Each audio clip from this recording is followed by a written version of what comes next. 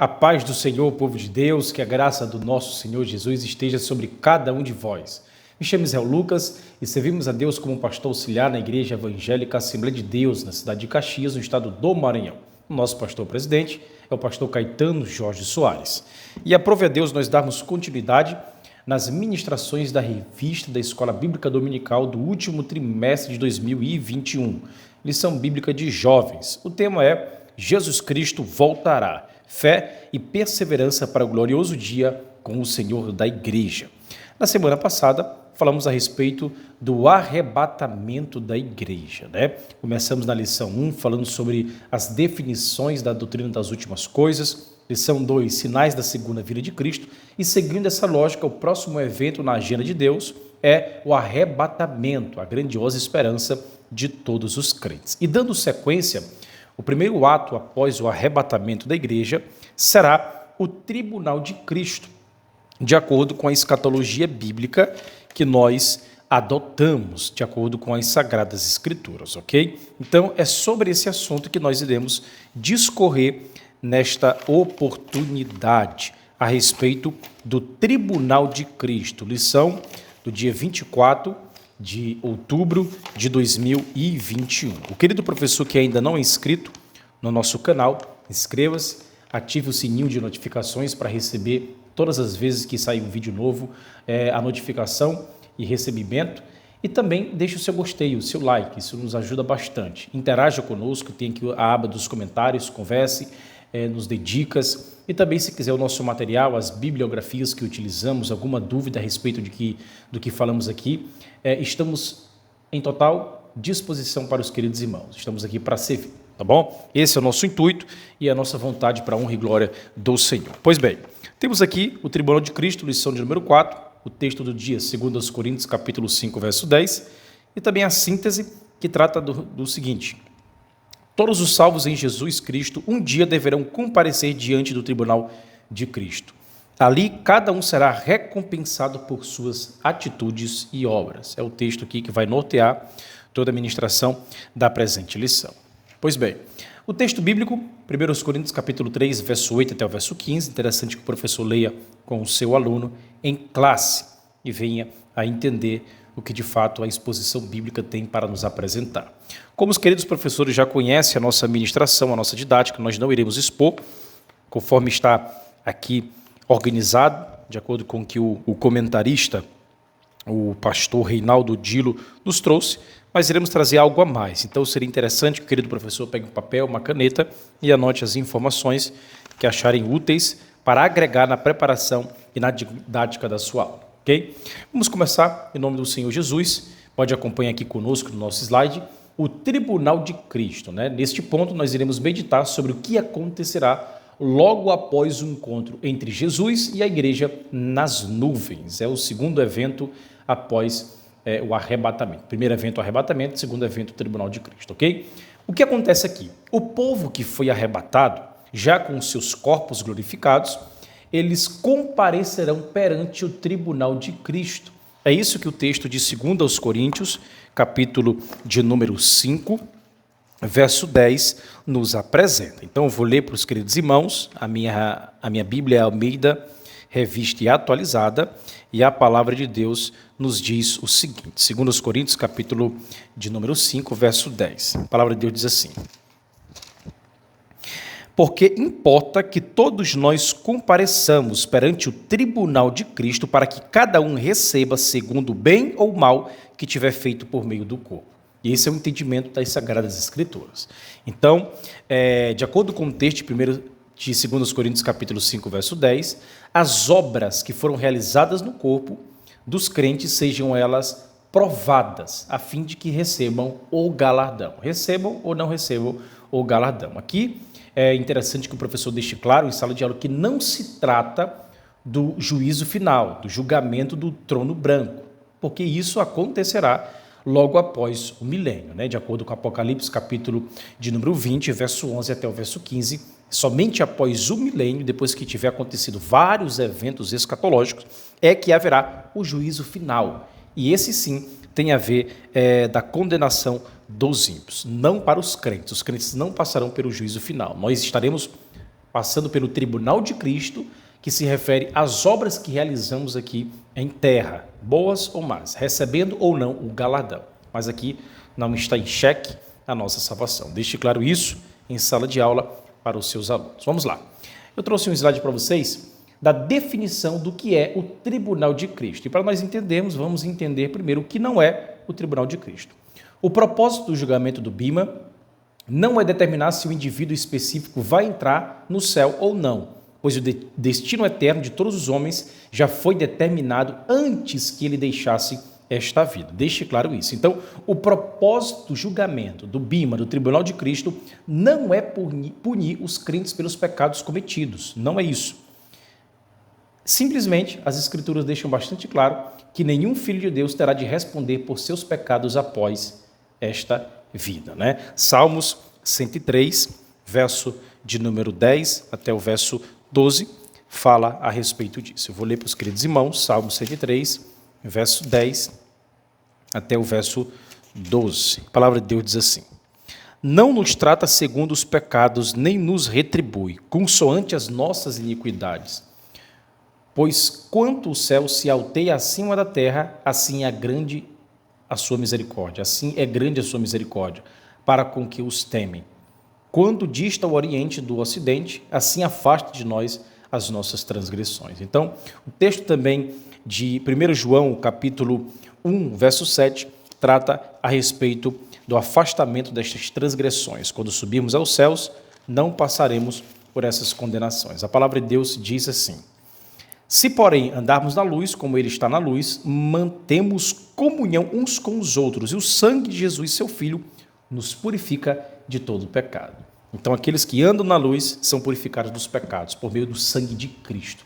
Deixe isso claro em classe para os seus alunos, ok? Então, não se trata das pessoas que entrarão ou não no céu. Quem passar pelo tribunal de Cristo já está salvo, para a honra e glória do Senhor. Segundo, o que é? Em 1 Coríntios capítulo 4, verso 2, Paulo diz que todos os cristãos deverão comportar-se como despenseiros fiéis de Deus. O apóstolo Pedro, depois também, ele escreve de forma similar em 1 de Pedro capítulo 4, verso 10, a mesma tônica desses despenseiros fiéis. Então, no mundo do Novo Testamento, deixe isso claro para os seus alunos, o despenseiro, ele é um mordomo, é um administrador. Ele é administrador de uma casa ou de uma propriedade grande, que assim seja. Ele era escolhido pelo proprietário e encarregado de manter a propriedade em pleno funcionamento, ok? Ele tinha um poder de contratar, de demitir, de gastar, de poupar, ele respondia apenas para o dono, para o proprietário, de fato, daquela grande propriedade, ok? Sua única preocupação era o encontro periódico que ele tinha com o mestre, o dono de todas aquelas terras, daquela casa, ok?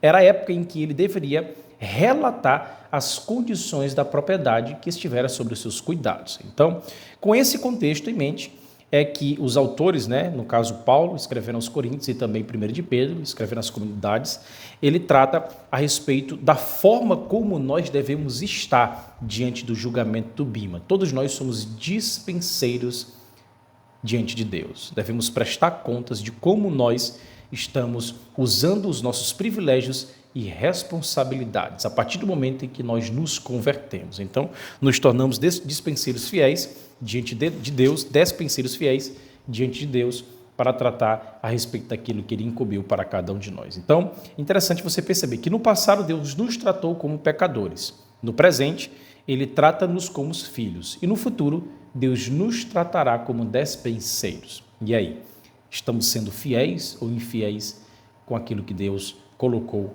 para cada um de nós? Essa é a pergunta que faço para os queridos irmãos, reproduzam em sala de aula para os seus alunos. Pois bem, dando continuidade, quem será julgado ali? É a primeira pergunta da série de 4 perguntas que eu coloquei aqui no nosso slide. Acompanhe, querido professor, quiser ter acesso ao nosso slide, entre em contato conosco nas nossas redes sociais, ok? Quem será julgado ali? Paulo descreve que todos devemos de comparecer ante o tribunal de Cristo. É isso que ele fala lá em 2 Coríntios capítulo 5, verso 10. Nós já lemos esse texto, ok? Então, todos nós, os cristãos, deverão parecer ante o tribunal de Cristo, porque cada um receberá segundo o que tiver feito por meio do corpo, ou bem ou mal, ok? Então, ali, cada um dará conta de si mesmo. Essa é a realidade. Será algo individual e Deus provará o material com o qual cada um tiver constituído aqui na terra, passará pelo fogo e Deus determinará aquilo que será queimado. Pois bem, segundo, o que será julgado? É interessante deixar claro que não serão os nossos pecados que serão julgados. Nós não teremos essa inquisição a respeito daquilo que cometemos como atos pecaminosos, pois daquilo que Jesus perdoou, ele jamais se recorda. É isso que Hebreus capítulo 8, verso 2 nos ensina, ok? Então, se acontecer qualquer pecado no momento do arrebatamento, ele será sim um impedimento para subir, né? Pois ali não entrará de alguma forma coisa alguma que se contamine. Então, no céu não entra pecado, nós já entendemos isso. A noiva de Jesus é pura, sem mancha e sem ruga. E esse é o próprio juiz que estará julgando dentro do tribunal de Cristo, ok? Então, devemos sim estar trajados com as vestes brancas para aquele grande dia. Brancas no sentido de demonstrar e exalar a santidade na qual nós fomos incumbidos, ok? Vamos lá. Quem será o juiz? Como o próprio nome diz, o tribunal de Cristo, né? Então, o juiz será o próprio Jesus Cristo, o nosso querido Salvador. Deus, ele entregou para o seu Filho todo o juízo, de acordo com João 5, 22. Por isso, esse julgamento chamaram de tribunal de Cristo, né? Essa é basicamente o entendimento básico e simples de quem será o juiz naquele grande dia. Então, mas, além disso, todo esse ato ele será assistido pelo Espírito Santo, que de uma certa forma ele operará como fogo naquela ocasião, através da qual o resultado ele será aprovado e há de aparecer. Será aprovado de acordo com aquilo que for jogado no fogo, se passará pelo fogo ou não passará pelo fogo, né? Se for palha, fenda ou madeira, não passará. Se for ouro, prata, etc., ela resistirá ao fogo e será purificada. Então, esse é o entendimento que nós temos dentro daquilo que a palavra de Deus nos apresenta. E quarto, como será feito o julgamento? Interessante isso, né? Como será feito? A palavra de Deus, ela nos mostra que as obras realizadas, deixa claro isso, pelos salvos, por meio do corpo, elas aparecerão com valor e qualidade, que possuem sim diante de Deus, conforme o registro de 1 Coríntios, capítulo 3, verso de número 12 até o verso de número 15. Eu vou ler para os queridos irmãos, para nós entendermos o contexto desta passagem. 1 Coríntios 3, verso 12 até o verso 15. A palavra de Deus diz assim: contudo, se o que alguém edifica sobre o fundamento é ouro, prata, pedras preciosas, madeira, feno e palha, manifesta se tornará a obra de cada um, pois o dia a demonstrará, porque está sendo revelada pelo fogo, e qual seja a obra de cada um, o próprio fogo provará. Se permanecer a obra de alguém que sobre o fundamento edificou, esse receberá galardão. Verso 15, se a obra de alguém se queimar, sofrerá ele dano, mas esse mesmo será salvo, todavia, como que através do fogo. Olha que maravilha, olha o que o texto nos ensina. Então, de acordo com essa perspectiva, que retrata o julgamento ante o tribunal de Cristo, as obras dos salvos aparecerão na forma de diferentes materiais. Interessante. Pois bem, olha que maravilha, né? Então, o que nós entendemos? As obras dos salvos, elas aparecerão ante o Senhor, diante do Senhor, na forma de diferentes materiais. Deixe claro isso. Tudo passará pelo fogo para ser provado. Tudo. Aqui não se trata de uma aparência externa, de aplausos de outras pessoas, de louvor, de propaganda. Não, pelo contrário. O valor perante Deus está relacionado com a fidelidade, com a obediência, com o amor, com a humildade em que essas obras foram feitas. Enfatize bem isso em classe para os queridos alunos entenderem. Então, aqueles que aqui procuram a sua própria glória, de acordo com o texto bíblico de Mateus 6, 2, já receberam o seu galardão, ok? Já receberam o seu galardão. E nada lhes sobrará naquele grande dia. O galardão foi terreno. Aqui trata-se de uma perspectiva de humildade, obediência, amor diante daquilo que foi feito na presença de Deus. O quarto slide trata a respeito dos materiais, dos diferentes tipos de materiais que o Espírito Santo utilizará para mostrar a maneira como o Senhor vê as obras dos crentes. Eu trouxe aqui, acompanhe no nosso slide, tem aqui ouro, prata, pedras preciosas, madeira, feno e também a palha, né? Vamos ver de um por um e trazer um breve comentário acerca daquilo que passará pelo fogo, ok? Então, primeiro, o ouro. De acordo com o nosso slide, o ouro simboliza as coisas de providência divina, as coisas celestiais, assim como é a palavra de Deus. As obras figuradas em ouro significam obras feitas em Deus, né? Ou conforme a sua palavra, de acordo com a sua vontade. Esse é o entendimento das obras significadas aqui, simbolizadas pelo ouro. Então, o ouro, o fogo não queima, mas simplesmente o purifica, de acordo com o que está aqui no nosso slide. Segundo, a prata. A prata, o material usado no pagamento da redenção dos primogênitos, simboliza a redenção de Cristo. As obras figuradas em prata significam que foram feitas pela fé em Cristo e não através da força natural do homem, mas sim pela fé em Cristo. Olha que coisa maravilhosa. Paulo disse que trabalhava pela graça. Ele enfatiza lá em 1 Coríntios capítulo 15, verso 10, que trabalhava pela graça de Deus, pela graça que movia, que o movimentava. Então, a prata aqui ela simboliza, consequentemente, o espírito de conciliação que tanto caracterizou o nosso Senhor Jesus Cristo. Então, esse é o espírito que deve dominar todos aqueles que servem ao Senhor, que servem a Cristo Jesus. Pois sem este sentimento nobre, mesmo grandes obras realizadas poderão perder o seu valor, perdem em si o seu valor. Então, esse é o espírito que deve caracterizar todos aqueles que servem ao Senhor Jesus Cristo, que somos movidos, movimentados pela fé e pela graça. Então, de acordo com o nosso slide, o fogo não queima a prata. A prata, e nesse sentido, ela simplesmente é derretida para ser moldada. Olha só, então passa pelo fogo a prata. Interessante, né? As obras feitas simbolizando a prata, elas passam pelo fogo. Então, pois bem, o último material, pedras preciosas, de acordo com o nosso slide, ok, simboliza, por sua vez, o Espírito Santo, dado pelo Senhor como um adorno à sua noiva. Antigamente, os noivos, eles adornavam as suas noivas com joias. Então, de uma certa forma, as obras figuradas aqui por pedras preciosas significam que são feitas pelo poder do Espírito Santo de Deus, ok? É interessante nós entendermos essa perspectiva. Então, as pedras preciosas, elas passam pelo fogo, elas não queimam com fogo, né? Mas simplesmente são limpas pelo fogo. O fogo as limpa, as deixa mais reluzentes, mais brilhantes.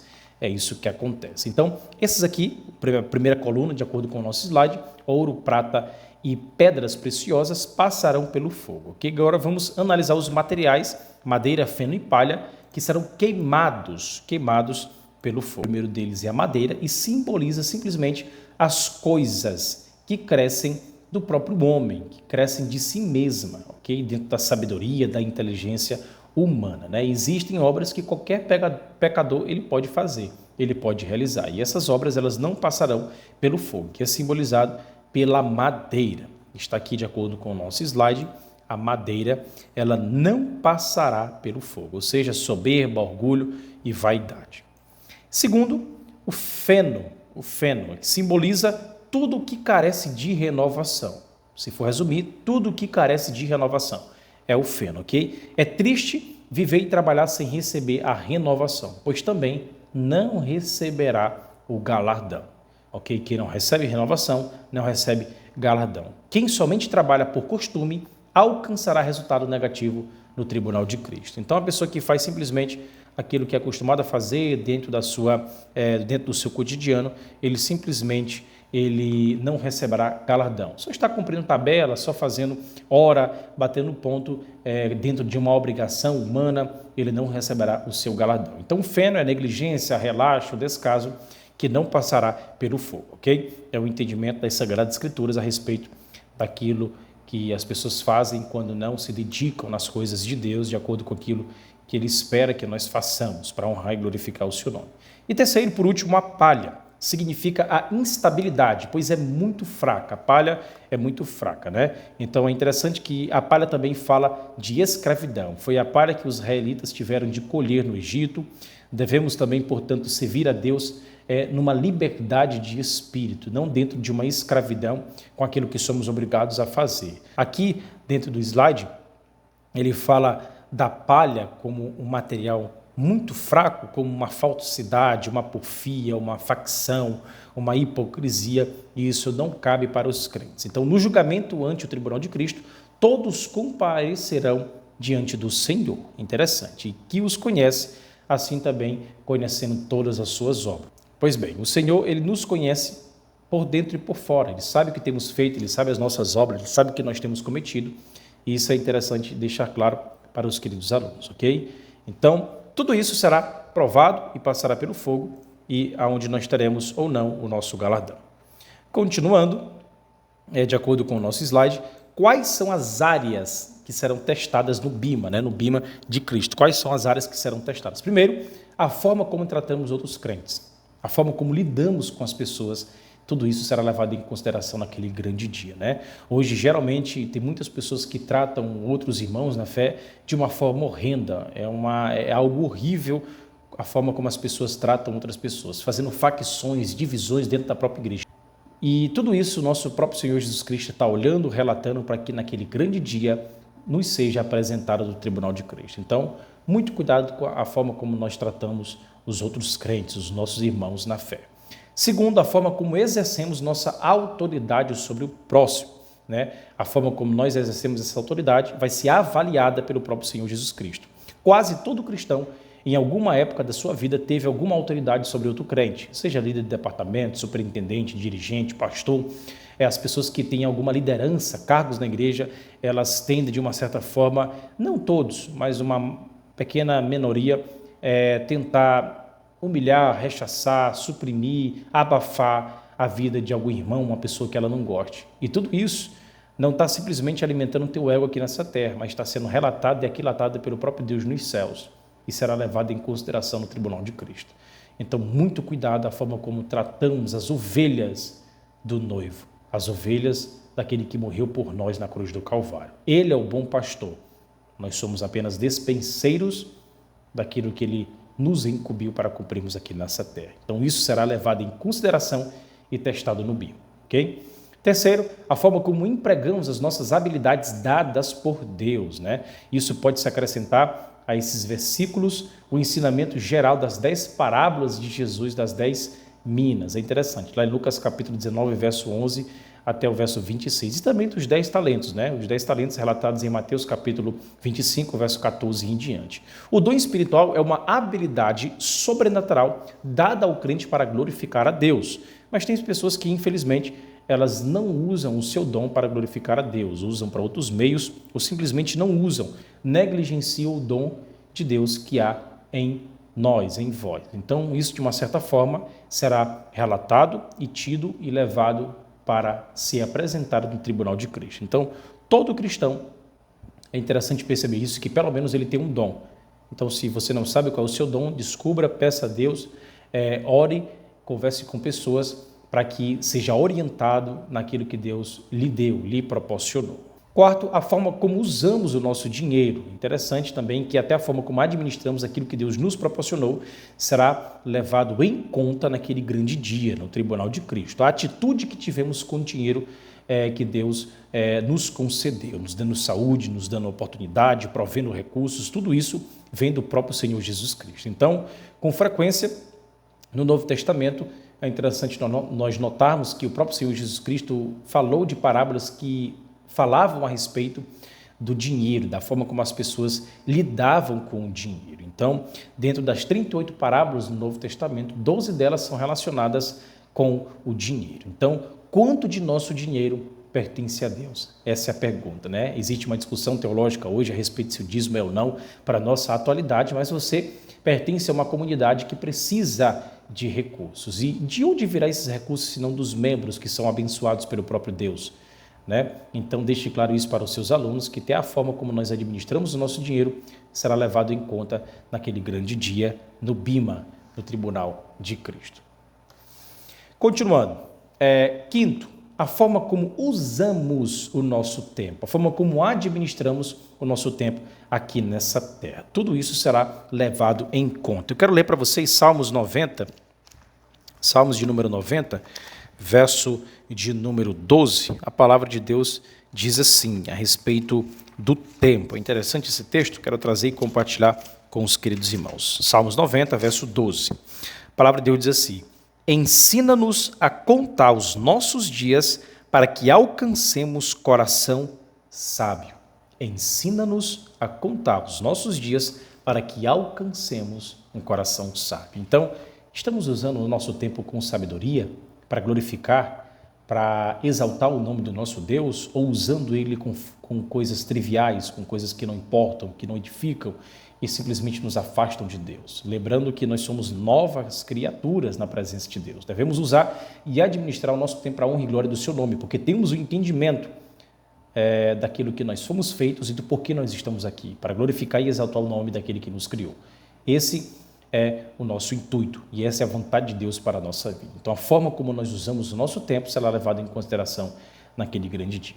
Sexto, o quanto sofremos por Jesus. Interessante, né? O quanto nós sofremos por Jesus. Eu quero trazer o texto de Romanos, capítulo 8, verso 18, que fala a respeito dessa perspectiva do sofrimento. Eu vou ler para os queridos irmãos, na Almeida, Revista e Atualizada. Romanos 8, verso 18, a palavra de Deus diz assim: porque para mim tenho por certo que os sofrimentos do tempo presente não podem ser comparados com a glória a ser revelada em nós. Então, isso é um conforto que o apóstolo Paulo estava trazendo para aquela comunidade que se reunia em Roma, aos romanos, a igreja que se reunia nas casas de Roma. Okay? É interessante por quê? Porque a despeito de todo o sofrimento que temos aqui na terra, não se compara com a glória que há de ser revelada em nós. Independente do que estamos passando, aquilo que experimentaremos com a glória que há de ser revelada é muito maior. Se formos colocar uma balança, não tem como comparar. Então, a despeito do sofrimento que sofremos por Jesus,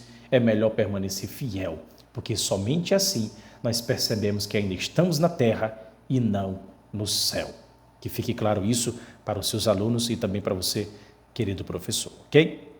Sétimo, a forma como corremos essa corrida específica que Deus escolheu para nós. Olha como é interessante, né? A forma como nós lidamos com a jornada que foi traçada por Deus para nós. O objetivo da nossa corrida é simplesmente agradar a Deus. Esse é o nosso intuito, agradar a Deus de todo o nosso coração e receber as suas recompensas. O objetivo aqui desta corrida não é o céu, porque senão nós estaremos correndo para algo que por meio das nossas obras nós alcançaríamos. Mas aqui é uma corrida para receber recompensas, pois todo corredor ele deve vencer essa corrida. Todos nós já somos vencedores, mais do que vencedores em Cristo Jesus. Então aqui não trata-se de salvação, trata basicamente a respeito das recompensas que recebemos no céu, que é o galardão, ok? Deixe claro isso para os seus alunos, a forma como eles lhes dão com a missão que Deus lhe entregou, determinará muita coisa de recompensas nos céus de glória pelo próprio Senhor Jesus Cristo que há de nos julgar. Oitavo, com que eficiência nós controlamos a natureza antiga? Deixe claro isso, é interessante, né?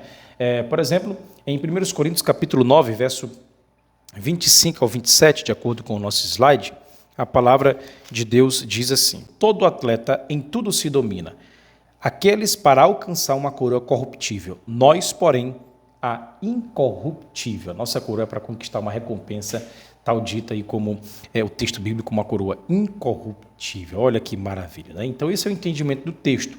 Essa palavra aqui é nos apresentarmos aprovados diante de Deus, que é a mesma palavra que Paulo usa quando ele escreve ao jovem pastor Timóteo, no capítulo 2, verso de número 15. Procurar apresentar-nos aprovados diante de Deus. Esse é o nosso chamado e isso aí que Deus espera de cada um de nós, ok? Não na área pela qual nós seremos testados no BIMA, para quantas almas testemunhamos e quantas ganhamos para Cristo. Olha como isso é interessante. Provérbios 11, 30, 1 Tessalonicenses 2, 19 e 20, Daniel 12, 3, lê o texto com os alunos. É interessante. Nós percebemos aí que também a grande comissão, o chamamento de Cristo para a pregação do Evangelho vai ser levado em consideração. Para quem evangelizamos, quantas almas escutaram o Evangelho por meio dos nossos lábios, quantas pessoas entenderam que Cristo é o Salvador e foram levadas a Cristo por meio da atuação do Espírito Santo, e nós fomos o instrumento nesta conciliação, nesse levar da mensagem, sendo despenseiros fiéis, levando a mensagem, sendo evangelistas de Cristo, tudo isso será levado em consideração naquele grande dia, ok? 10º ponto, como reagimos diante da tentação? Interessante. Se estamos fugindo, se estamos negociando com o pecado, se estamos dialogando com o mal, tudo isso será levado em consideração. 11º, quanto a doutrina do arrebatamento significa para nós, né? A importância, como nós estamos vivendo aqui nessa terra com a expectativa, com a esperança futura. Eu vou ler para vocês 2 Timóteo, capítulo 4, verso de número 8, que trata a respeito dessa perspectiva da doutrina do arrebatamento, o seu significado para cada um de nós. A palavra de Deus diz assim: já agora a coroa da justiça me está guardada, a qual o Senhor, reto juiz, me dará naquele dia, e não somente a mim, mas também a todos quantos amam a sua vinda. Essa é a pergunta. Nós estamos amando a vinda do Senhor ou amontoando tesouros aqui nessa terra? Pediram para ele, Senhor, não volta agora não, deixa eu primeiro fazer isso, deixa eu primeiro fazer aquilo, deixa eu primeiro fazer a minha vontade, deixa eu primeiro me realizar e quando eu tiver com 90 anos o Senhor volta. Não, esse não é o nosso chamado, esse não é o nosso desejo. Nós precisamos de pastores que preguem para peregrinos. Nós precisamos de pessoas que entendam a sua transitoriedade aqui nessa terra, que é de passageiros, de pessoas que estão prontas, com os lombos cingidos, com o cajado nas mãos e as sandálias nos pés para subir para o céu.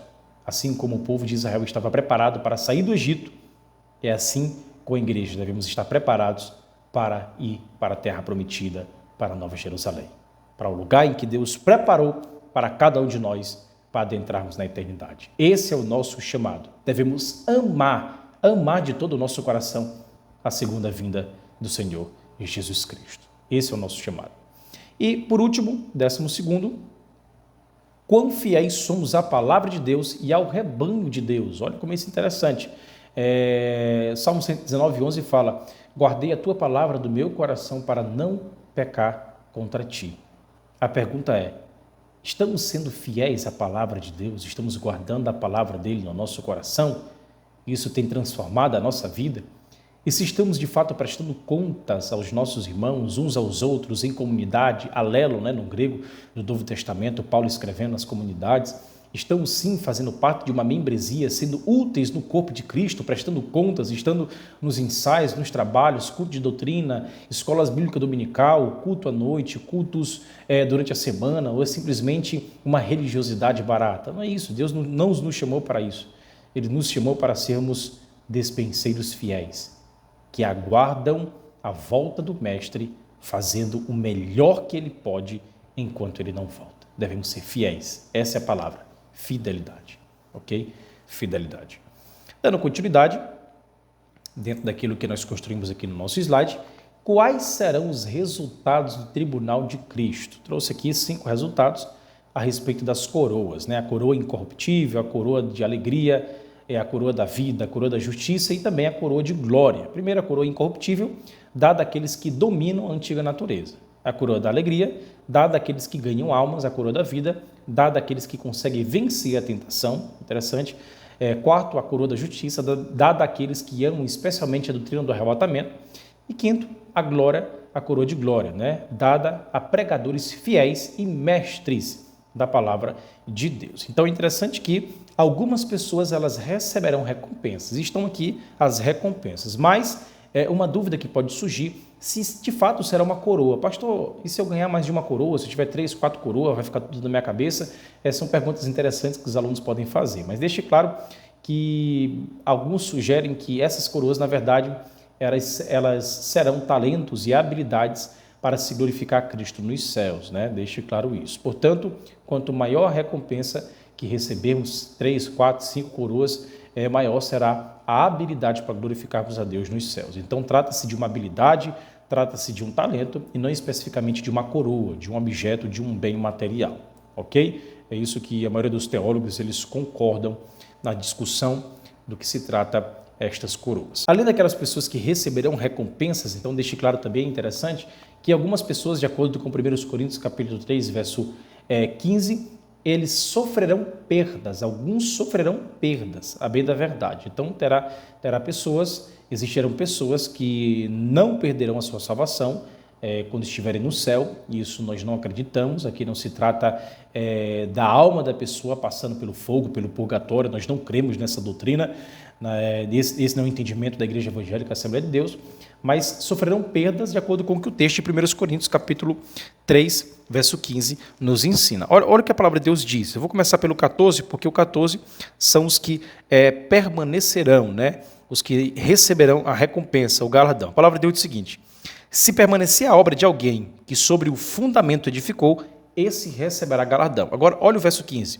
Se a obra de alguém se queimar, sofrerá ele dano, mas esse mesmo será salvo, todavia, como que através do fogo. Olha como é interessante. Então, nós entendemos que pessoas receberão recompensas, mas outras pessoas sofrerão também perdas aí no que tange, no que se refere aos objetos que não passarão pelo fogo, quais sejam madeira, feno e a palha. A palha também não passará pelo fogo e será queimada. Ok? Então, são essas as duas perspectivas. Alguns receberão recompensas e outros sofrerão perdas, mas não estará em xeque a sua salvação. Todos já estarão salvos para a honra e glória do Senhor. E por último, para nós fecharmos e encerrarmos, podemos nos preparar para o julgamento ante o tribunal de Cristo? E a resposta está aqui no slide: podemos com toda certeza e devemos nos preparar. Enquanto estivermos aqui nessa terra, devemos estar cientes da realidade do arrebatamento do tribunal de Cristo, que acontecerá e será coisa para os eleitos, para aqueles que estarão nos céus de glória, que terão encontro com o próprio Cristo, que há de julgar aqueles que estiverem diante dele, se apresentarão diante do próprio Senhor. E a pergunta é: como estamos vivendo a nossa vida diante de Deus? Essa é a pergunta que eu faço. Então, e isso de uma certa forma traz uma perspectiva de um estudante que se esforça para obter boas notas em uma prova. Então, nós como cristãos devemos nos preparar para recebermos recompensas pelos serviços prestados aqui na terra por meio do Santo Espírito de Deus. Então, a palavra que eu tenho para os queridos irmãos é: cuide bem do seu dinheiro, cuide bem do seu tempo, trate bem as outras pessoas, faça a obra de Deus com zelo, com amor, com graça. Se for ensino, que haja dedicação, que haja alegria, ore diante da presença de Deus, né? Devemos se entregar nossa vida nas mãos do Espírito Santo para Ele guiar a nossa vida e guiar a nossa história para estarmos em conformidade com o caráter de Cristo. A verdade é que Jesus Cristo em breve vem. Ele vem para buscar os seus eleitos, a sua noiva, com aquele grande encontro que teremos nos céus de glória. E naquele grande dia, Ele, nas nuvens, Ele irá julgar as obras que fizemos aqui nessa terra. Então, procuremos, portanto, viver e servir de maneira que aquele dia possa nos trazer glória e alegria, segundo a graça infinita do nosso Senhor Jesus. Ok? Então, Deus te abençoe, que a graça do Senhor Jesus esteja sobre a vida de cada um de vós, ok? Até a próxima semana para a próxima lição, lição de número 5. Conto com vocês. Forte abraço.